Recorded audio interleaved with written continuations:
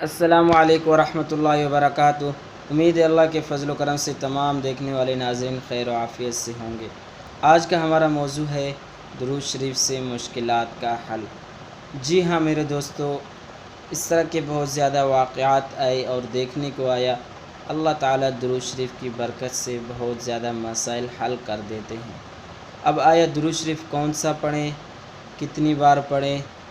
Video شروع کرنے سے پہلے اگر ہمارے چینل پر آپ نئے ہیں، ابھی تک سبسکرائب نہیں کیا، جلدی سے سبسکرائب کر کے بیل آئیکن کے بٹن کو پریس کر دیں اور اس عمل کو ضائع نہیں کر دینا، اپنے دوست اور رشتہ داروں میں بھی شیئر کر دینا ہے۔ میرے دوستو، آپ کا جو بھی مسئلہ ہو، جب ہو، آپ نے پورے یقین اور توجہ اور دھیان کے ساتھ یہ عمل کرنا ہے، اور ہونا وضو کی حالت میں ہے۔ صرف وضو کی حالت میں آپ بیٹھ جائیں اسی پاک صاف جگہ پر، اور درود پاک کوئی سا بھی آپ پڑھ لیں، صلی اللہ علیہ وسلم، اللہم صلی علی سیدنا محمد النبی الامی وآلہ وبارک وسلم۔